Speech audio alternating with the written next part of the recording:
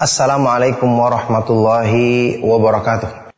Innal hamdalillah nahmaduhu wa nasta'inuhu wa nastaghfiruh wa na'udzu billahi min syururi anfusina wa min sayyiati a'malina.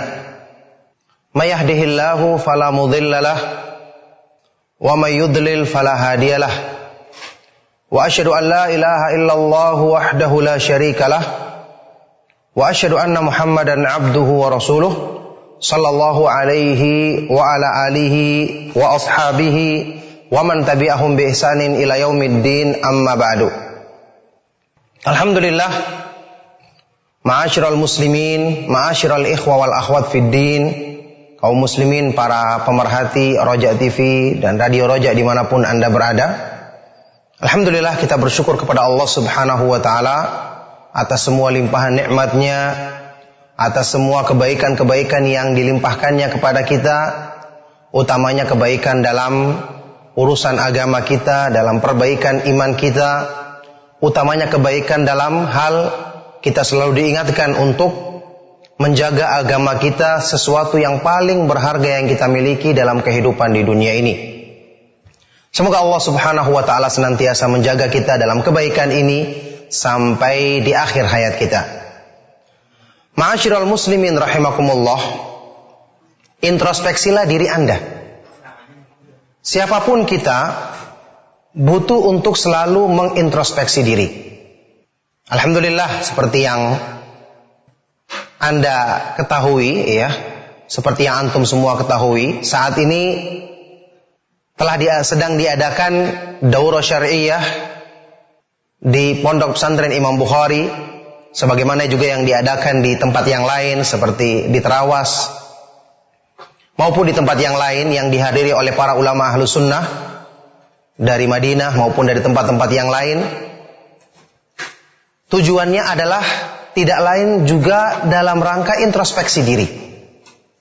Bukan berarti seorang ustadz yang telah menyampaikan kajian, yang telah banyak memberikan nasihat di sana sini, yang telah banyak memberikan bimbingan, saran atau kritikan kepada para mad'unya, lantas mereka berarti sudah aman dari hal-hal yang bisa mengancam kerusakan imannya. Lantas mereka dikatakan sudah sempurna dalam penjagaan Allah Subhanahu wa ta'ala terhadap diri mereka. Tidak. Kita adalah orang-orang yang berusaha untuk mengikuti jejaknya generasi terbaik, para sahabat radhiyallahu ta'ala anhum ajma'in. Tapi tidak ada seorang pun di antara kita yang bisa menjamin dirinya. Makanya introspeksi diri, ya, ini merupakan syarat mutlak untuk seseorang itu selamat dalam menempuh jalan Allah Subhanahu wa ta'ala. Ini seperti yang diterangkan oleh Imam Ibnu Qayyim rahimahullah ta'ala dalam kitab Ighathatul Lahfan, bahwa syarat untuk meraih takwa adalah dengan selalu mengoreksi diri, mengoreksi nafsu yang selalu mengajak kepada keburukan. Karena beliau mengatakan, laqad ajma'a as-sa'iruna ila Allah, laqad ittafaqa as-sa'iruna ila Allah ala ikhtilafi turuqihim wa tabayuni sulukihim ala anna an-nafsa hiyal qati'atu bainal 'abdi wa bainal wusuli ila Rabb. Semua orang yang menempuh jalan menuju Allah, mencari keridhaan Allah, semua sepakat mengatakan bahwa nafsu manusia adalah penghalang utama bagi mereka untuk meraih keridhaannya. Yakni nafsu yang harus selalu ditundukkan dan dididik, selalu dikoreksi dan diintrospeksi. Makanya beliau mengatakan cara untuk bisa mengatasi nafsu adalah dengan muhasabatuha wa mukhalafatuha, selalu diintrospeksi dan diluruskan keinginannya. Dan ini bukan cuma berlaku sekali, dua kali, setiap saat. Bahkan setiap kita berbuat, setiap kita berkata dan melakukan perbuatan, kita menuju tempat untuk menuntut ilmu pun kita introspeksi diri, niat saya untuk apa. Setelah pulang pun kita introspeksi diri, apa manfaat yang saya dapatkan? Apa perubahan pada diri saya dengan ilmu yang saya telah pelajari? Semua kita introspeksi. Jangan ada yang menganggap, oh sudah, saya sekarang sudah mengikuti kajian, banyak majelis yang saya ikuti, banyak kitab yang saya pelajari, banyak ibadah yang saya amalkan, lantas dia merasa dirinya telah terjamin keselamatan. Ini sangat jauh dari petunjuk para ulama ahlu sunnah wal jamaah. Jadi ma'asyiral muslimin rahimakumullah, introspeksilah dirimu. Allah subhanahu wa ta'ala berfirman dalam Al-Quran, Ya ayyuhalladzina amanu taqullaha wal tandur nafsum ma qaddamat lighad. Wahai orang-orang yang beriman, bertakwalah kepada Allah, dan hendaknya masing-masing diri melihat apa yang diusahakannya saat ini untuk hari esoknya. Ingat, pertimbangan kita adalah kita ingin selamat ketika menghadap Allah subhanahu wa ta'ala. Kita ingin ditutup hidup kita, diakhiri hayat kita, ya, diakhiri kehidupan kita dengan husnul khatimah, mati di atas kebaikan. Karena Rasulullah sallallahu alaihi wasallam bersabda, innamal a'malu bil khawatim. Sesungguhnya amal manusia tergantung dari penutupnya, tergantung dari akhirnya nanti. Maka tidak mesti saat ini kalau kita menyaksikan diri kita kelihatannya baik, lantas kita mengatakan, oh pasti nanti saya juga akhirnya akan baik. Tentu kita berharap kepada Allah, kita berdoa kepada Allah, tapi tidak ada yang bisa memastikannya, tidak ada yang bisa menjaminnya kecuali orang-orang yang ditolong oleh Allah subhanahu wa ta'ala.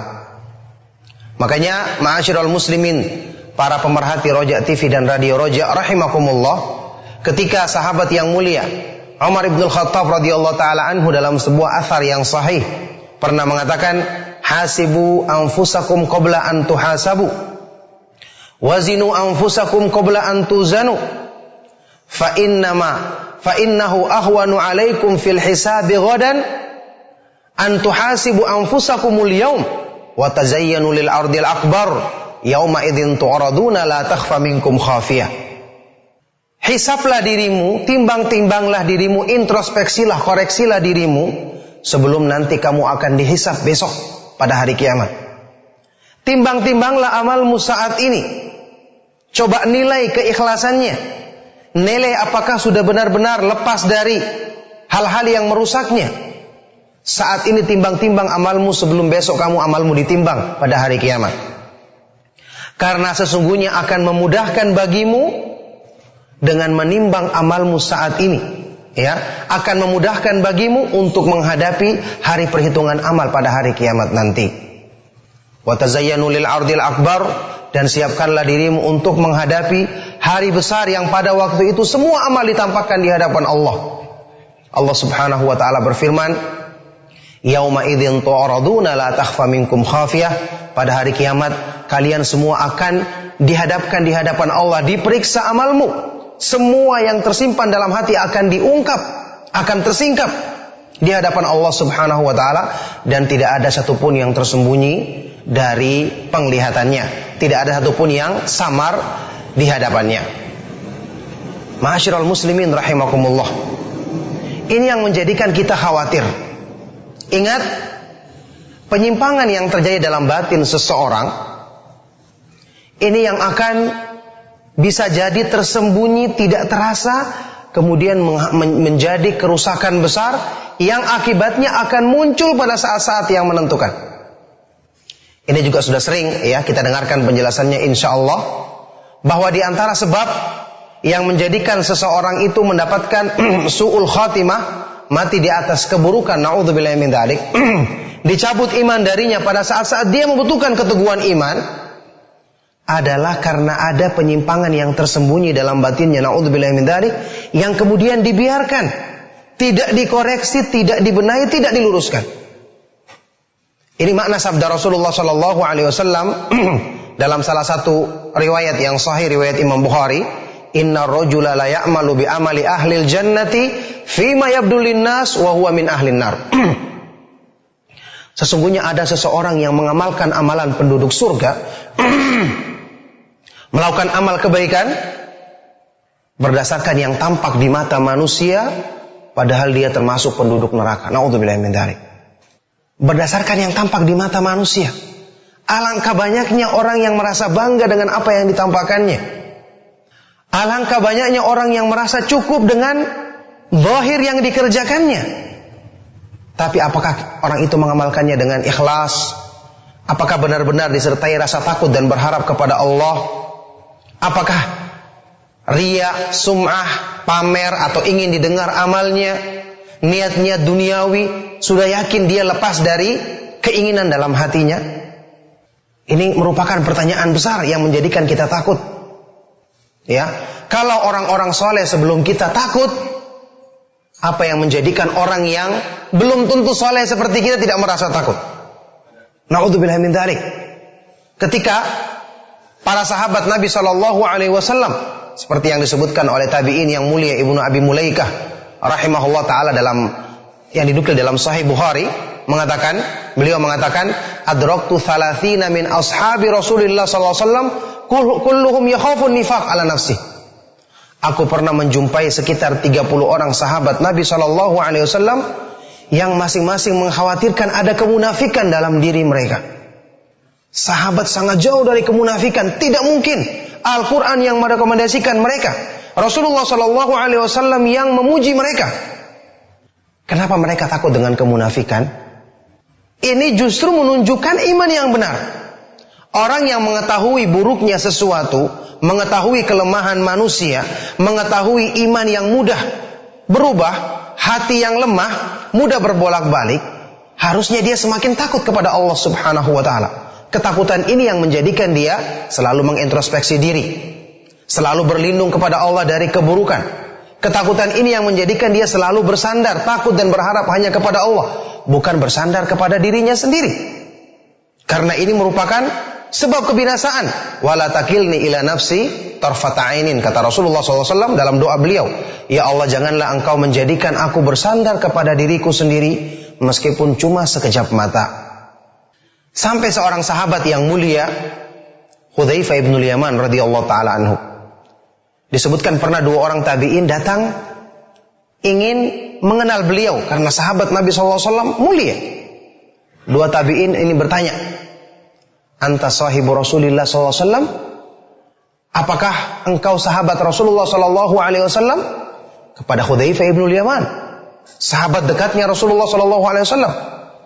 Apa jawaban sahabat yang mulia ini? Dia diam sejenak, kemudian dia mengatakan, la adri, aku tidak tahu. Bayangkan, seorang sahabat dikatakan, kamu sahabat Nabi SAW pernah menyertai, aku tidak tahu. Akhirnya 2 tabi'in ini bingung, loh ini katanya tadi sahabat, kok dia mengatakan aku tidak tahu? Ditanya lagi, anta sahibu Rasulillah SAW? Apakah engkau adalah sahabatnya Rasulullah SAW? Apa jawaban beliau? La adri, innama sahibuhu man yadkhulu ma'ahul jannah. Aku tidak tahu, karena sahabat Nabi SAW adalah yang masuk surga bersama beliau. Subhanallah. Jawaban dari seorang yang mengenal iman yang benar. Jawaban dari seorang yang selalu mengintrospeksi dirinya. Jawaban dari seorang panutan yang mengajarkan kepada kita bahwa hidayah itu mahal dan menjaganya pun harus dengan sungguh-sungguh. Ma'asyiral muslimin, para pemirsa Roja TV dan pendengar radio Roja dimanapun Anda berada, coba bandingkan dengan keadaan kita. Saat ini kita, atau kebanyakan dari kita, semoga Allah Subhanahu wa taala senantiasa memudahkan kita untuk memperbaiki diri. Ketika kita mengikuti kajian, telah menamatkan 1 atau 2 kitab, merasa sudah menjadi pengurus pengajian, dekat dengan nasihat, timbul perasaan, saya sudah akan menjadi ahlus sunnah yang masuk surga. Begitu ada ancaman dalam Al-Quran, bertakwalah kepada Allah, takutlah dengan neraka, waspadalah dari penyimpangan, hadis-hadis yang sahih mengingatkan fitnah, muncul dalam pikiran salah seorang di antara kita. Na'udzubillahi min dzalik. Itu untuk ahlul bid'ah. Itu bukan untuk saya. Itu untuk orang lain. Saya kan sudah dekat dengan pengajian. Saya kan dekat dengan nasihat. Saya kan selalu dengar ceramahnya Ustadz. Wahai Abdullah, siapa yang menjamin Anda tidak termasuk dalam peringatan tersebut? Al-Quran diturunkan untuk semua manusia. Kalau para sahabat saja yang telah dijamin dalam Al-Quran, wa kullan wa'adallahul husna, semua mereka Allah janjikan masuk surga. Kenapa mereka mengkhawatirkan kemunafikan menimpa diri mereka? Kenapa sahabat yang mulia Hudzaifah ibn Yaman radhiyallahu taala anhu mengatakan ragu akan dirinya bisa ikut masuk surga bersama Rasulullah sallallahu alaihi wasallam? Kenapa para sahabat yang lain juga, Abu Hurairah radhiyallahu taala dan yang lainnya, memiliki ketakutan yang sama seperti ini? Coba bandingkan dengan diri kita. Mengikuti pemahaman para sahabat bukan cuma dengan sekedar penampilan, tapi rasa takut tidak muncul dalam diri seorang muslim. Introspeksi diri tidak dilakukannya. Coba saat ini kita koreksi diri misalnya dalam beberapa perkara. Ini saya ingatkan kepada saudara-saudara dan saudara-saudariku ya, kaum muslimin, ikhwan dan akhwat sekalian rahimakumullah. Kenyataan yang terjadi. Ya. Saya pernah mendapatkan satu informasi dari orang yang terpercaya. Akhir-akhir ini di beberapa kota besar, termasuk maaf saya katakan terus terang, di Jakarta dan sekitarnya. Katanya ada fatwa dari salah seorang ustadz yang saya yakin mungkin disalahpahami, yang membolehkan kaum perempuan itu memakai jilbab atau pakaian luar yang bermotif. Katanya itu bukan termasuk tabarruj. Begitu fatwa ini keluar, ya, salah seorang yang dia termasuk pedagang pakaian mengatakan, Ustadz, setelah keluarnya fatwa ini benar-benar habis-habisan pakaian bermotif yang dibeli. Saya ingat dulu ya, ketika saya pernah menyampaikan salah satu di kajian 2 atau 3 kali kajian di Roja TV atau di Radio Roja tentang masalah tabarruj. Ya, kemudian didukung juga dengan apa yang saya dengar ya disampaikan oleh Al-Fadil, Ustadz yang mulia Ustadz Badrus Salam, Abu Yahya hafizahullah taala, dan para ustadz yang lain tentang masalah batasan pakaian yang sesuai syar'i bagi kaum perempuan. Ketika ini didengar, itu alhamdulillah banyak yang merasa kaget, sehingga banyak yang bertanya. Padahal ini perkara yang biasa. Apalagi kemudian saya sendiri menyampaikan dengan menukil ucapan para ulama, bahkan dengan tulisan yang sudah tersebar alhamdulillah dalam bentuk buku juga. Alhamdulillah tanggapannya baik. Cuman ketika diamalkan memang agak lambat terasa. Orang bertanya dulu, tersabut dulu, orang yang punya ini ragu-ragu bagaimana. Bahkan ada yang mencari-cari dulu, mungkin ada ustadz lain yang lebih ringan dalam pendapatnya. Berlalu waktu, ya akhirnya perkaranya menjadi ada yang setuju, ada yang tidak setuju. Tapi anehnya begitu keluar yang membolehkan, hampir semuanya langsung cepat bereaksi. Ketika ada yang membolehkan, langsung semuanya bereaksi. Bahkan sumber informasi saya ini, informan saya ini atau inforwoman ini mengatakan kepada saya itu yang habis stoknya sangat banyak yang membeli pakaian tersebut, pakaian dengan model tersebut. Saya merasa heran. Yakni tulisan saya juga ada, nukilan-nukilannya ada, bahkan saya menukil dari ulama yang terdahulu sampai sekarang. Apa yang dinisbatkan kepada Syekh Utsaimin rahimahullah taala, saya juga nukil pendapat yang semakna dengan apa yang saya telah sebutkan dalam kitab tersebut. Tidak ada juga yang membantahnya secara ilmiah. Tapi kenapa begitu ada yang beda, langsung orang-orang mengikuti sesuatu yang beda tersebut? Saya tidak menuduh niatnya orang. Saya menyangka insya Allah mereka adalah orang yang mencari kebenaran. Cuman cobalah introspeksi diri kita.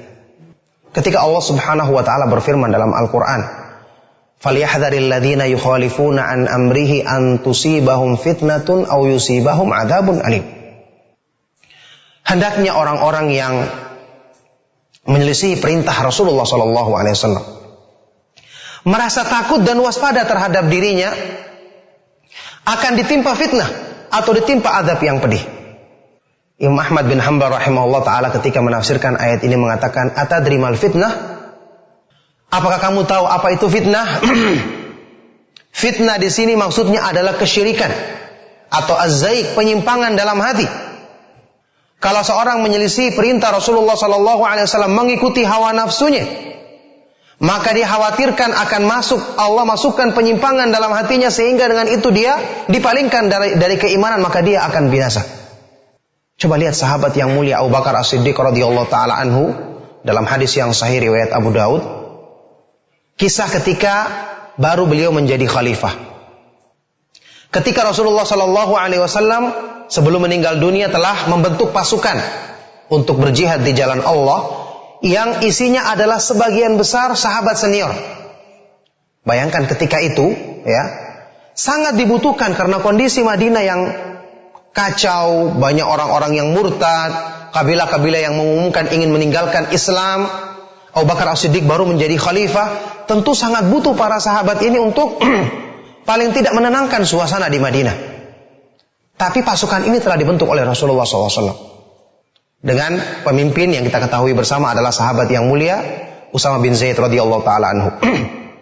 Di dalamnya termasuk Umar ibn Khattab dan sahabat besar yang lainnya. Pikiran kita, Abu Bakar As-Siddiq akan mengambil keputusan pasukan ini dibubarkan karena lagi dibutuhkan di dalam kota Madinah. Apa yang beliau lakukan? Ternyata pasukan itu tetap diberangkatkan. Sewaktu beliau ditanya, kenapa? Madinah sedang membutuhkan mereka. Jawabannya, aku tidak akan membubarkan pasukan yang telah dibentuk oleh Rasulullah SAW. Kemudian beliau mengucapkan ucapan yang terkenal, lastu tarikan syai'an kana Rasulullah SAW ya'malu bihi illa wa amiltu bihi wa inni khasyitu in taraktu syai'an min amri an azig. Aku tidak mau meninggalkan sesuatu yang pernah dikerjakan oleh Rasulullah SAW kecuali aku berusaha mengerjakannya. Karena aku khawatir kalau aku meninggalkan sesuatu dari perintahnya aku akan menyimpang, aku akan sesat. Ini ucapan seorang sahabat yang merupakan manusia yang terbaik setelah para nabi dan para rasul alaihi wassalatu wassalam. Radhiyallahu taala anhu wa anis sahabati ajmain. Coba kita bayangkan bagaimana mereka tidak mempertimbangkan logikanya ketika berhadapan dengan perintah Allah Subhanahu wa taala dan rasulnya. Ini bukti keimanan yang benar. Tidak ada tarikan hawa nafsu dalam diri mereka. Begitu dengar perintah Allah dan perintah rasulnya, langsung mereka berusaha kerjakan. Fala wa rabbika la yu'minuna hatta yuhaqqimuka fima shajara bainahum thumma la yajidu fi anfusihim harajan mimma qadaita wa yusallimu taslima. Tidaklah demi Rabbmu, demi Allah, mereka tidak dikatakan beriman sampai mereka selalu menjadikan kamu hakim, tempat kembali dalam semua persengketaan atau perselisihan di antara mereka. Tidak cukup sampai di situ, kemudian mereka tidak mendapati dalam diri mereka perasaan berat, keberatan, keraguan-raguan menerima keputusanmu, dari keputusanmu. Dan setelah itu mereka yusallimu taslima, tunduk dengan sepenuhnya. Jadi bukan cuma sekedar terima secara zahir, sekedar mengamalkan, hanya ikut, tapi ternyata hatinya masih menyembunyikan sesuatu untuk mencari peluang menyelisihinya. Bukankah kita semua telah mengambil pelajaran dari apa yang disebutkan dalam Al-Quran? Qalatil a'rabu amanna kullam tu'minu walakin qulu aslamna walamma yadkhulul imanu fi qulubikum. Orang-orang Arab Badui mengatakan, kami telah beriman. Maka Allah berfirman, katakan kepada mereka, wahai Rasulullah, kalian belum beriman. Tapi ucapkanlah, kami baru berislam, karena iman belum masuk ke dalam hati. Karena tidak introspeksi diri, tidak mengoreksi niat, tidak menundukkan keinginan dalam diri untuk dijadikan mengikuti petunjuk Allah dan petunjuk Rasulnya SAW. Akhirnya keinginan-keinginan seperti ini mendominasi. Syukur baru kalau kelihatannya sekarang. Syukur ketika ada yang menegur sekarang kita sadar. Bagaimana kalau nanti munculnya saat-saat yang menentukan seperti tadi, menjelang kematian, yang kemudian apa yang tersembunyi dalam hati tadi, sementara orang hanya bangga dengan apa? Fima yabdulin nas, berdasarkan yang tampak di mata manusia. Ternyata yang tersembunyi ini muncul di saat-saat yang menentukan. Akhirnya itu yang menjadi penentu dia mendapatkan, naudzubillah min dzalik, su'ul khatimah, mati di atas keburukan. Ingat para ulama mengatakan, ya, Imam Abdul Haq Al-Ishbili, Abu Muhammad Abdul Haq Al-Ishbili pernah mengatakan, wa'lam anna su'ul khatimah la yakunu liman istaqama zahiruhu wa saluha batinuhu. Ketahuilah bahwasanya yang namanya su'ul khatimah, mati di atas keburukan, tidak akan menimpa, tidak mungkin Allah akan timpakan kepada orang yang baik amalan anggota badannya, lurus amalan anggota badannya, disertai dengan kesolehan dalam batinnya. Makanya introspeksi diri, koreksi diri kita. Kita mengikuti pengajian saat ini untuk apa? Bukankah masih banyak di antara kita, ya? Salah seorang ikhwah pernah menyampaikan kepada saya, Ustadz, kenapa ada kajian-kajian tertentu yang padahal pembahasannya kitabnya bagus, pembahasannya ilmiah, membaca kitab-kitab para ulama Ahlus Sunnah wal Jamaah, tapi yang menghadiri ikhwan sedikit. Katanya yang menyampaikannya kurang bagus. Padahal bacaannya benar. Tapi ketika ada ustadz lain yang penyampaiannya bagus, yang hadir berbondong-bondong. Bagaimana seperti ini ustadz? Kita katakan asalnya, ya setiap ustadz wajib ya berusaha untuk memperbaiki cara penyampaiannya. Tapi yang lebih wajib lagi bagi mereka adalah untuk menjadikan kajiannya ilmiah. Disertai dengan dalil nukilan dari kalam ucapan para ulama. Apakah kita berbangga hanya sekedar dengan penyampaian yang baik, seperti cara penyampaian ustadz-ustadz yang awam, hanya bikin tertawa, bikin contoh-contoh, tapi tidak ada isi dari keterangan Al-Quran dan Sunnah, nukilan dalil atau ucapan para ulama? Apakah keistimewaannya ahli sunnah kalau begitu? Kita katakan tidak salah orang itu suka dengan penyampaian ustadz yang baik. Tapi kalau itu yang menjadi ukuran, itu yang menjadi target utama, sisi ilmiahnya tidak diperhatikan, ya, bukan cuma mad'unya yang salah, dia sendiri yang malah mengkondisikan sang ustadz tersebut untuk merasa, saya tidak perlu mempersiapkan diri menyampaikan dalil pun orang sudah terima saya kok. Jadi mereka sendiri yang kemudian mengkondisikan sang ustadz untuk tidak mempersiapkan dirinya dengan baik. Ini kenyataan yang terjadi. Jadi saat ini kita bertanya, kita mengikuti kajian untuk apa? Untuk senang-senang sekedar menyenangkan kuping kita? Supaya didukung keinginan kita? Atau mencari apa yang sesuai dengan kemauan kita? Atau kita ingin dikoreksi? Ingin diluruskan? Sunnah itu yang akan menyelamatkan kita kalau kita mengikutinya. Kalau kita menyelisihinya, tersesat. Kalau kita yang memaksakan sunnah untuk mengikuti keinginan kita, itulah hawa nafsu namanya. Ya, kata Ibnu Abbas radhiyallahu taala anhu, "Innallaha lam yaj'al fi hadhil ahwa'i syai'an minal khair, wa inna ma summiya hawan li'annahu yahwi bi sahibihi finnar." Allah tidak menjadikan pada hawa nafsu itu sedikit pun dari kebaikan. Hawa nafsu disebut dengan hawa nafsu karena yahwi menjerumuskan, menjatuhkan orang yang hamba tersebut ke dalam neraka. Jadi hawa nafsu sesuai dengan namanya, dia yang menjerumuskan ke dalam neraka. Allah tidak menjadikan sedikit pun kebaikan padanya. Makanya ini keadaannya. Kalau kita menjadikan kajian itu ukurannya adalah keinginan kita, tidak memperhatikan sisi ilmiah, tidak mengkoreksi ustadz-ustadz kalau nyampaikan tolong dong sampaikan dengan dalil. Kita ingin dengar nukilan dari para ulama, kita akan menisbatkan diri kepada dakwah Ahlus Sunnah. Terus kalau tidak dihiasi dengan indahnya sunnah, indahnya nukilan dari para sahabat radhiyallahu taala anhum ajma'in, para ulama Ahlus Sunnah, terus apa yang menjadikan istimewanya dakwah kita? Ya, jadi dalil itu adalah pembimbing. Makanya kata Ibnu Taimiyah rahimahullah taala, "Man faraka dalil dhalla sabil." Barang siapa yang menyelisihi dalil maka akan sesat jalannya. As-sunnatu kasafinatin Nuh. Man raqibaha naja wa man takhallafa gharik atau gurik. Kata Imam Malik bin Anas rahimahullah taala dalam sebuah ucapan yang terkenal, sunnah itu adalah seperti bahteranya Nabi Nuh. Kalau kita ikut numpang, ya, kita ikuti dia, kita akan selamat dari banjir. Tapi kalau kita terlambat, kita di belakang, kita ingin kita yang diambil diikuti, maka kita akan tenggelam. Naudzubillahi min dzalik. Inilah introspeksi bagi diri kita semua. Jadi, ya, keimanan itu dalam hati. Tapi ada buktinya, terlihat pada anggota badan kita. Ketika dihadapkan pada ajakan-ajakan yang tidak sesuai dengan keinginan. Ada kritikan, dalilnya jelas, bagaimana tanggapan kita untuk waktu menerimanya. Jangan hanya kita semangat dalam hal-hal yang memang sesuai dengan kepentingan kita. Ini juga berkali-kali kita jelaskan dalam Al-Quran, dicela orang-orang yang seperti ini.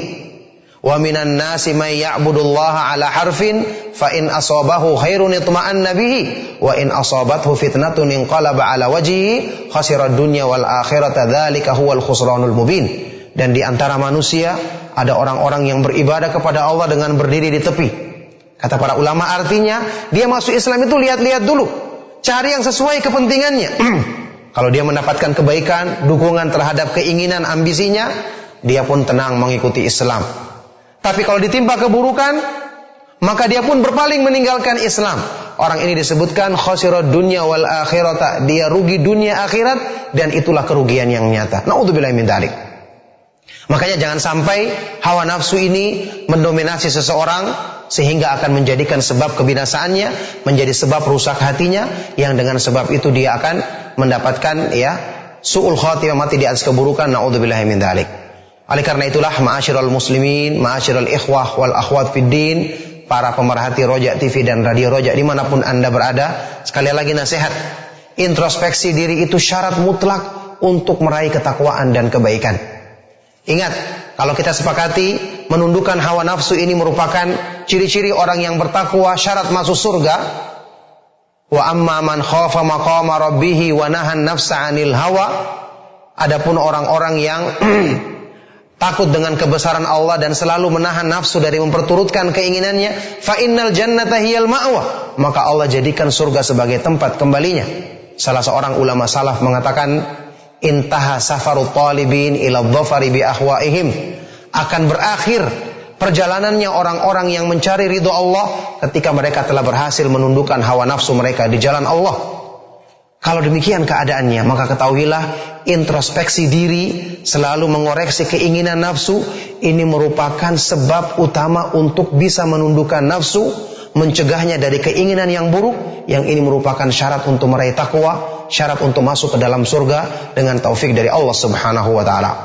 Oleh karena itulah, ma'asyiral muslimin, ma'asyiral ikhwah wal akhwat fid din rahimakumullah, ini merupakan nasihat yang semoga bermanfaat bagi kita semua. Tentu saja nasihat ini pertama kali saya tujukan untuk diri saya sendiri dan kepada kita semua. Semoga bermanfaat dan semoga menjadi sebab kebaikan bagi kita semua. Ingatlah, siapapun Anda, siapapun saya dan kita semua, kita butuh untuk selalu dikoreksi. Makanya termasuk upaya kita untuk mengoreksi diri adalah kita berusaha untuk tetap mendengarkan nasihat, mengikuti kajian-kajian, mendengarkan penjelasan dari para ulama, berusaha sebisa mungkin semakin banyak menghadiri majelis tanpa memilih-milih, kecuali yang kita pilih adalah asalnya ustaz tersebut adalah ahlus sunnah. Kalaupun dia kurang baik menyampaikan, tapi ketahuilah yang disampaikannya adalah kitab-kitab dari para ulama yang tentu manfaatnya sangat besar untuk kita dengarkan dan kita mengambil pelajaran darinya. Sekali lagi, semoga nasihat ini bermanfaat dan tentu saya mohon maaf jika ada kata-kata yang salah dan kurang berkenan, yang mungkin menyinggung perasaan, Wa ma taufiqi illa billah, tidak lain taufik bagi kita semua kecuali dengan pertolongan dari Allah Subhanahu wa taala. In uridu illal islah mastata'tu, aku tidak menghendaki kecuali perbaikan sesuai dengan kemampuanku. Semoga Allah Subhanahu wa taala menjadikan kalimat-kalimat ini bermanfaat dan sebab perbaikan untuk kita semua. Demikian kami cukupkan. Sallallahu wasallam wa barak ala nabiyina Muhammad wa ala alihi wa sahbihi wa man tabi'ahum bi ihsanin ila yaumiddin wa akhiru da'wana alhamdulillahi rabbil alamin. Syukran jazakallahu khairan Ustaz atas penjelasan yang telah disampaikan. Ya, insyaallah kita dapat yang sangat bermanfaat tentunya bagi kita dan kita sadar akan diri kita supaya kita dapat introspeksi diri kita. Dan untuk selanjutnya kami buka sesi interaktif, sesi soal jawab bagi Anda para pendengar ataupun pemirsa Roja sekalian yang ingin bergabung bersama kami untuk bersoal jawab. Silakan Anda bisa menghubungi kami di layanan yang telepon di 021 823 6543 dan tentunya kami harapkan pertanyaan yang Anda ajukan disesuaikan dengan pembahasan kita di kesempatan hari ini. Dan untuk Anda yang sudah terhubung, mohon dikecilkan atau dimatikan volume TV atau radionya. Ya, silakan penelpon pertama yang ingin bertanya langsung di 021 823 6543. Ya, silakan. Halo, assalamualaikum. Assalamualaikum. Waalaikumsalam warahmatullahi wabarakatuh. Waalaikumsalam. Siapa di mana? Waalaikumsalam. Di Padang. Iya, Bapak yang berada di Padang, silakan. Mau nanya, Ustaz. Ya, silakan Pak, silakan. Gimana, Ustaz? Silakan. Ya, silakan Pak, silakan. Ya, Pak, silakan. Ya. Saya kan pernah mendengar riwayat. Ya 5.000 tahun sebelum Allah menciptakan langit dan bumi ini, rezeki setiap Bani Adam itu dari bumi. Terus nggak akan pasti seorang Bani Adam sebelum rezekinya.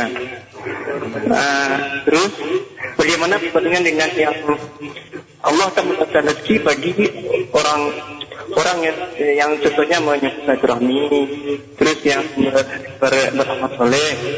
Nah, terus hubungannya gimana? Bisa tolong menjelaskan saya, tolong berpikirannya itu. Apakah rezekinya itu memang Allah udah ditetapkan atau tergantung yang dalil yang lain itu? Gimana? Bisa tolong berpikirannya. Assalamualaikum. Iya, bisa. Alhamdulillah. Iya. Barakallahu fiik, pertanyaan yang sangat bermanfaat dari Bapak yang ada di Padang tadi ya. Iya.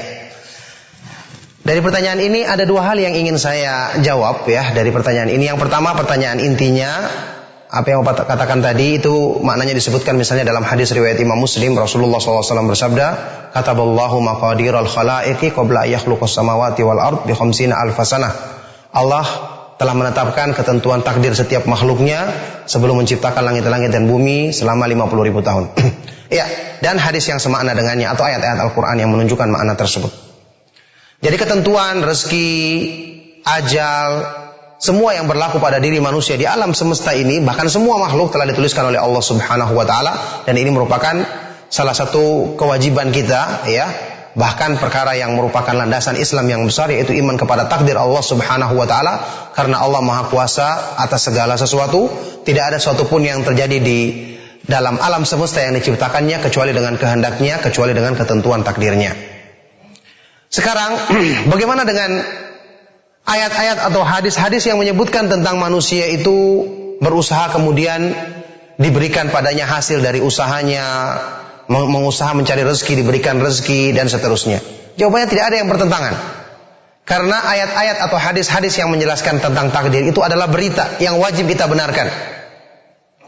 Kemudian dalam Al-Quran kemudian turun perintah dan larangan Allah yang wajib kita laksanakan, kita kerjakan. Karena Allah Subhanahu wa taala menciptakan segala ketentuan takdir dan menjadikan sebab untuk meraih ketentuan, meraih hasil yang baik dengan usaha yang baik, sebagaimana orang yang melakukan usaha yang buruk juga akan mendapatkan keburukan. Naudzubillahi min dzalik. Jadi Allah menciptakan sebab dan akibat. Makanya setiap manusia punya fitrah, ya. Dengan dia mengimani takdir pun, dia tidak akan mempengaruhi semangatnya untuk melakukan sebab. Ya, ini tidak akan menjadikan dia kurang bersemangat melakukan sebab. Contohnya apa? Bapak dan kita semua misalnya mengetahui rezeki sudah ditetapkan oleh Allah Subhanahu wa taala. Apakah menjadikan kita, saya sudah duduk di rumah saja, tidak mau bekerja, tidak ke kantor, tidak mau berdagang atau yang lainnya? Tidak. Kita tahu rezeki telah ditetapkan, tapi saya pergi berdagang. Saya berusaha memperbaiki cara saya berdagang sesuai dengan Islam agar berkah rezeki saya dan seterusnya. Jadi Allah Subhanahu wa taala menjadikan dalam fitrah manusia itu ada kemauan berusaha untuk melakukan sebab, ya, dan termasuk sebab yang terbesar adalah berdoa bersandar kepada Allah. Termasuk sebab yang terbesar adalah mengimani takdir Allah. Dia berbuat meskipun dalam hatinya dia yakin semua adalah ketentuan dari Allah Subhanahu wa taala. Makanya ini tidak ada pertentangan sama sekali, karena yang satu adalah berita yang harus kita benarkan, setelah itu ada perintah yang harus kita kerjakan. Maka dengan ini kita ya meyakini yang benar, kemudian mengamalkan sesuai dengan petunjuk Allah Subhanahu wa taala, karena Allah telah menggariskan, menjelaskan dalam syariatnya jalan kebenaran. Siapa yang mengikutinya, insya Allah dia akan mendapatkan takdir yang baik. Jalan keburukan, siapa yang mengikuti keburukan tersebut, maka dia akan mendapatkan keburukan. Dan setelah itu dia tidak boleh mencela kecuali terhadap dirinya sendiri. Allah Subhanahu wa taala berfirman, "Qulil haqqu min rabbikum faman syaa'a falyu'min wa man syaa'a falyakfur." Katakanlah kebenaran itu adalah dari Allah Subhanahu wa taala, barang siapa yang memilih, maka barang siapa yang memilih kebaikan, beriman, maka hendaknya dia beriman. Barang siapa yang menginginkan keburukan, ya, kekafiran, maka dia lakukan kekafiran yang nanti akan mendatangkan keburukan bagi dirinya sendiri. Naudzubillahi min dzalik. Itu poin yang pertama. Jadi tidak ada pertentangan antara mengimani takdir dengan semangat untuk melakukan sebab-sebab kebaikan. Poin yang kedua, pertanyaan Bapak tadi, orang yang melakukan amal soleh akan dilapangkan rezekinya dan seterusnya. Ini perlu dicermati. Beramal soleh itu bukan untuk mendapat rezeki. Kalau diartikan rezeki di sini uang, tambahan penghasilan, maka ini keliru. Orang beramal soleh itu untuk mendapatkan balasan kemuliaan di sisi Allah Subhanahu wa Ta'ala. Urusan-urusan dunia itu kecil, tidak sebanding dengan nilai amal soleh yang demikian besar. Kalau diartikan rezeki tadi, kebaikan-kebaikan iman, kemudahan dalam beribadah kepada Allah, petunjuk, ini benar. Karena pengertian rezeki yang benar itu adalah luas, lapang. Dan sebaik-baik pengertian rezeki bahkan adalah, makna rezeki yang paling baik adalah rezeki dalam keimanan, kemudahan untuk melaksanakan taat kepada Allah, petunjuk dalam kebaikan, penjagaan dari Allah untuk menghindari keburukan. Ini justru makna rezeki yang paling tinggi dibandingkan rezeki yang dipahami oleh sebagian orang hanya berkisar pada masalah materi duniawi, makanan, minuman, dan yang tidak lepas dari hal-hal tersebut. Makanya ini yang perlu diperhatikan. Semoga Allah Subhanahu wa Ta'ala memudahkan kebaikan bagi Bapak dan kepada kita semua. Nah, dan nyambung pertanyaan tadi saya. Ya, silakan. Bapak berada di Padang, bagaimana dengan halnya kadar ibadah kita selama hidup kita? Apakah hal tersebut juga memang telah ditakdirkan? Iya, sama dengan ibadah yang Allah Subhanahu wa Ta'ala syariatkan. Semua terjadi dengan ketentuan Allah, dengan takdirnya. Karena manusia itu berkehendak berbuat, Allah jadikan kekuatan, kemampuan berbuat pada diri mereka. Itu semua diciptakan oleh Allah Subhanahu wa Ta'ala. Makanya kalau orang berbuat tanpa sengaja tidak dihukumi. Contohnya orang berpuasa, makan dan minum dengan sengaja, berdosa apa tidak? Tidak berdosa, karena berarti dia berbuat tanpa kehendak, iya kan? Beda kalau dia makan dan minum dengan sengaja waktu berpuasa, berdosa atau tidak? Berdosa kan? Ya berdosa karena dengan kehendaknya. Rasulullah SAW dalam hadis yang sahih bersabda, Innallaha tajawaza li an ummati al-khata'a wan nisyana wa mastukrihu alaih.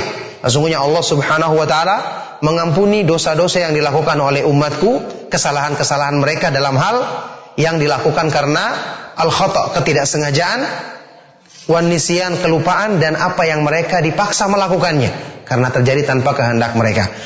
Jadi kita mengimani segala sesuatu yang kita lakukan adalah dengan takdir Allah Subhanahu wa Ta'ala. Ini adalah keyakinan kita yang harus kita benarkan. Dah di hadapan kita saat ini ada perintah untuk melakukan kebaikan, perintah untuk meninggalkan keburukan. Lakukan yang baik, tinggalkan yang buruk, maka insya Allah akan sampai kepada takdir yang baik. Contoh sederhananya kata para ulama, ketika di hadapan seseorang dihadapkan dua jenis makanan. Satunya makanan enak bergizi, satunya makanan buruk beracun. Coba, apa yang akan dipilihnya? Tentu dia memilih makanan yang baik. Adalah kebodohan kalau dia memilih makanan yang beracun dan dia mengatakan ini adalah takdir Allah untuk saya. Kita katakan, sebelum Anda makan, Anda tidak tahu takdir Allah. Yang ada di hadapan Anda saat ini adalah memilih kebaikan sesuai dengan perintah Allah. Makan yang bergizi, makan yang enak, buang yang beracun, supaya kamu selamat dan mendapatkan kebaikan. Itu contoh sederhana dalam memahami takdir Allah Subhanahu wa Ta'ala. Barakallahu fikum. Nah, atas jawaban Ustaz, dan demikian untuk Bapak yang berada di Padang, mudah-mudahan Bapak menyimak dan dipahami dari jawaban Al-Ustaz. Untuk selanjutnya yang kedua, silahkan kami terima masih di layanan telepon 021 823 6543. Ya, silakan. Nah, halo. Assalamualaikum. Waalaikumsalam. Waalaikumsalam warahmatullahi wabarakatuh. Ya, dengan siapa di mana Pak? Silakan. Abu Mujan di jalan. Ya, Pak Ustaz. Assalamualaikum Pak Ustaz. Waalaikumsalam warahmatullahi wabarakatuh. Silakan Pak. Sini Pak Ustaz. Rukun ibadah kan terdiri dari 3, roja, berharap, khauf, dan mahabbah. Mahabbah, ya. Di antara roja dan khauf itu, gimana kalau untuk menghindari atau dikhawatirkan roja lebih tinggi daripada, maksudnya lebih menonjol daripada khauf. Sedangkan antara khauf dan roja harus seimbang Pak Ustaz. Bagaimana kalau roja dikhawatirkan lebih menonjol daripada khauf, dan juga sebaliknya, apa yang kita harus lakukan Pak Ustaz? Terima kasih. Assalamualaikum warahmatullahi wabarakatuh. Waalaikumsalam warahmatullahi wabarakatuh. Barakallahu fikum. Pertanyaan yang bermanfaat dari Bapak ini yang beliau sedang di perjalanan ya. Semoga Allah Subhanahu wa taala menjaga beliau dalam kebaikan. Beliau bertanya tentang 3 rakaizul ubudiyah, tiang penopang ibadah, yaitu roja, berharap, khauf, takut, dan al-mahabbah, cinta. Bagaimana kalau terjadi kan rojaknya lebih kuat, pengharapannya daripada takutnya, sementara katanya harus seimbang. Jadi begini Pak, ya. Pengertian dari seimbang di sini bukan berarti harus sama terus. Tidak. Kadang-kadang seseorang itu harus berusaha menguatkan salah satu sesuai dengan kondisi dirinya. Ketika orang sedang lalai, dia harus lebih mendominankan ketakutannya supaya menyeimbang kelalaiannya. Makanya kata para ulama, ketika orang itu hidupnya penuh dengan kesenangan, dia selalu mudah untuk mendapatkan fasilitas, ini mudah lalainya dia harus mendominankan sisi menguatkan sisi takutnya. Ketika orang sedang sakit, justru dia harus lebih mendominankan sisi pengharapannya kepada Allah. Makanya ini merupakan di antara makna hadis sahih riwayat Imam Muslim, la yamutanna ahadukum illa wa huwa yuhsinu dhanna billah. Kata Rasulullah SAW, janganlah salah seorang di antara kalian meninggal dunia kecuali dalam keadaan bersangka baik kepada Allah Subhanahu wa taala. Jadi kata para ulama, tidak mesti harus seimbang setiap saat, sesuai dengan keadaan seorang hamba. Jadi kalau seorang hamba merasa dirinya lalai, malas beribadah, dia perlu menguatkan sisi takutnya dengan banyak membaca ayat-ayat tentang ancaman, ayat-ayat tentang adab neraka, sebab dicabutnya hidayah, hukuman yang Allah berikan bagi orang yang malas beramal, dan seterusnya. Kalau dia melihat dirinya terlalu takut, berputus asa, dia perlu banyak membaca tentang ayat-ayat yang menyebutkan rahmat Allah, pengampunannya, surganya, kasih sayangnya kepada hamba-hamba yang beriman, untuk bangkit pengharapannya.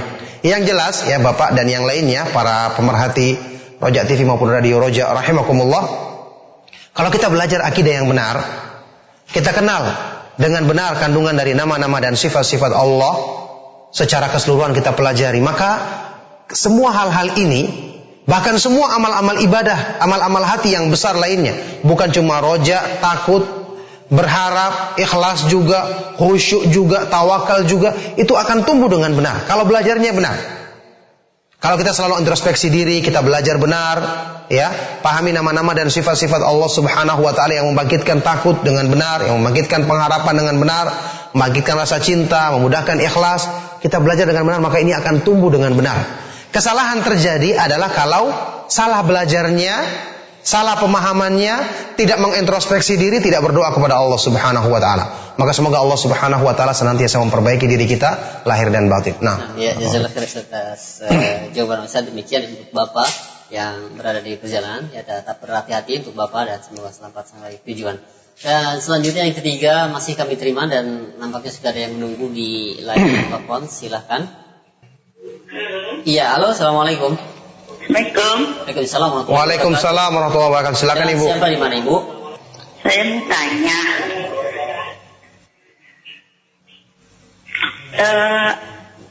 ada cerita tetangga saya gitu kan? Iya. Dia sering cerita sama saya, kata dia, dia pernah berbuat zina sama laki-laki gitu. Terus sementara bapak dia juga pernah ingin memperkosa dia gitu. Terus sekarang dia udah nikah, punya anak. Terus dia benci sama bapak dia tuh. Gimana Ustaz tentang dia nih gitu, sikap dia sama bapak dia. Tuanya itu ya, baik ya. Seorang anak itu kan wajib dia Berbuat baik. Baik ya pada orang tua. Itu bapaknya bapak kandung Ibu ya? Bapak kandung ya? Iya, bapak kandung. Iya, baik ya, cukup Ibu ya. Ya, terima kasih banyak atas pertanyaannya. Iya, barakallahu fiik. Pertanyaan yang bermanfaat dari Ibu tadi ya, tentang kondisi yang sangat memprihatinkan ya. Semoga Allah Subhanahu wa taala melindungi kita dari segala keburukan. Ya, pertama yang perlu dilakukan, sang anak ini Sesuai dengan pengakuannya tadi, hendaknya dia bertobat kepada Allah Subhanahu wa taala. Bertobat dengan sungguh-sungguh atas perbuatan dosanya di masa lalu, jangan diulangi lagi ya. Mungkin bahkan dia tidak perlu menceritakan hal ini kepada orang, nanti tersebar, khawatirnya didengar oleh suaminya akan marah, menjadi sebab keretakan dalam rumah tangganya. Naudzubillahi min dzalik. Jadi bertobat kepada Allah, jangan lagi ceritakan kepada orang lain keburukan tersebut. Bertobatlah dengan sungguh-sungguh kepada Allah, maka semoga Allah Subhanahu wa taala menerima tobatnya. Adapun masalah yang berhubungan dengan bapaknya, maka tentu orang tua seperti ini adalah orang tua yang tidak benar. Naudzubillahi min dzalik. Hendaknya dia dinasihati, diingatkan. Kemudian sang anak ini setelah mengetahui hal tersebut, hati-hati dari kedekatan kepada orang tuanya. Kalau dia ingin berbuat baik, maka berbuat baiklah dari jarak yang jauh, mungkin dengan memberikan hadiah, termasuk menyampaikan nasihat, mengajaknya untuk mengenal agama, kembali kepada petunjuk yang benar dalam Islam yang sesuai dengan sunnah Rasulullah SAW. Itu yang bisa dilakukannya. Jadi berdoa kepada Allah agar orang tuanya diampuni, diberikan taufik. Tapi juga karena ini merupakan dosa, jangan sampai dia ceritakan ke orang lain, apalagi kepada ibunya, nanti akan menjadi sebab masalah. Cukup dia menasihati dengan dirinya sendiri, kecuali kalau orang tuanya terus melakukan perbuatan yang buruk tersebut atau terus berusaha melakukannya, baru mungkin dia perlu memikirkan hal yang lain. Tapi saat ini kalau orang tuanya telah berhenti, bapaknya tidak melakukan lagi, maka dia nasihati dan cukup berbuat dari jarak yang jauh, jangan dekat-dekat karena khawatir terulang keburukan yang serupa. Semoga Allah Subhanahu wa taala senantiasa menjaganya dan kita semua dalam kebaikan. Nah, jazakallahu jawabannya demikian untuk ibu yang bertanya. Dan selanjutnya ada pertanyaan dari redaksi kami. Ustaz, tadi dijelaskan mengenai salah dalam menafsirkan fatwa dari seorang ustadz, yaitu mengenai pakaian syar'i dari wanita, sehingga banyak yang salah pahami. Nah, apakah mereka yang sudah paham akan hal ini tapi tergiur akan keuntungan duniawi sehingga mereka menjual pakaian tersebut, pakaian syar'i ya, tersebut, dan akhirnya orang-orang awam pun karena dia melihat ya orang yang menjualnya itu paham, bahkan mungkin memakai cadar dan sudah mengaji dan pula berada di lingkungan yang sunnah. Apakah orang yang menjual tersebut dapat dikatakan orang yang membuat sunnah yang jelek dan dosanya itu ia menanggung orang-orang yang mengikutinya? Ya, barakallahu fikum. Ini juga masukan yang baik ya, masukan pertanyaan yang baik. Ya, saya beberapa kali ditanya tentang masalah ini, baik dari penjual pakaian ataupun dari orang yang memiliki pakaian seperti itu. Dia bertanya, Ustaz, apakah berarti kita harus buang pakaian-pakaian tersebut? Kita kemanakan pakaian-pakaian tersebut? Khususnya yang berjualan ya, dia sudah terlanjur beli banyak. Kita katakan tidak mungkin disuruh buang karena mubazir ya pakaian tersebut. Maka yang bisa kita lakukan adalah berusaha untuk menyalurkannya di tempat-tempat yang baik. Contohnya kalau kita tetap mau jual, ya, ketika yang beli itu orang yang sudah paham, orang yang sudah pakai cadar, misalnya sudah kenal pakaian yang syar'i, kita sudah lepas, dia sudah tahu hukumnya tentang masalah ini. Dia sudah paham ya tentang masalah ini, dia telah mengenal hukumnya. Atau misalnya bagi orang yang punya, ya, mungkin bisa kita katakan dia bisa menghadiahkannya kepada orang yang belum pakai jilbab sama sekali, atau orang yang sedang belajar untuk pakaian syar'i, dengan mengingatkan, ini sementara kamu pakai ini, nanti kalau kamu sudah belajar nanti akan pakai yang lebih baik lagi. Maksudnya dengan tetap mengingatkan ini adalah tetap ada kekurangannya dalam syariat. Jadi jangan dibuang, harus bertahap, jangan dibuang begitu saja. Tidak mungkin kita katakan dibuang begitu saja. Cuman tadi kalau dia menjual dengan orang yang sudah kenal, sudah pakai cadar apalagi, dia sudah lepas karena ini orang sudah tahu tentang hukumnya. Ya, kalau mungkin dia ingatkan lagi, mungkin lebih bagus supaya lebih lepas daripada tanggung jawab tersebut. Ala kulli hal, tentu ada jalan keluar yang harus diberikan dalam masalah ini, tetapi mengatakannya halal atau apalagi menyebarluaskannya, bahkan menyalahkan pendapat yang mengkritiknya, ini yang perlu kita tinjau kembali, kita hindarkan dari diri kita agar tidak termasuk orang-orang yang selalu memperturutkan hawa nafsu. Na'udzubillahi min dzalik. Nah, barakallahu fiik. Demikian, dan merupakan pertanyaan terakhir di kesempatan pagi hari ini, dan mohon maaf untuk para pendengar ataupun pemirsa sekalian, tidak dapat kami terima lagi untuk pertanyaan di layanan telepon, dan mungkin ada penutup yang dapat disampaikan untuk para pendengar ataupun pemirsa sekalian. Silakan. Iya, barakallahu fikum. Karena keterbatasan waktu juga saat ini sudah mau masuk waktu daurah berikutnya ya. Semoga apa yang disampaikan tadi bermanfaat, dan ingatlah, senantiasalah introspeksi diri. Hasibu anfusakum qabla an tuhasabu. Introspeksilah dirimu sebelum kalian nanti akan dihisab, diperhitungkan di hadapan Allah Subhanahu wa taala. Kita semua butuh untuk mengamalkan nasihat ini. Semoga Allah Subhanahu wa taala senantiasa memudahkan taufiknya kepada kita dalam kebaikan dan penjagaannya yang sempurna dari segala keburukan. Demikian kita akhiri. Subhanakallahumma bihamdika asyhadu an la ilaha illa anta astaghfiruka wa atubu ilaik. Wassalamualaikum warahmatullahi wabarakatuh.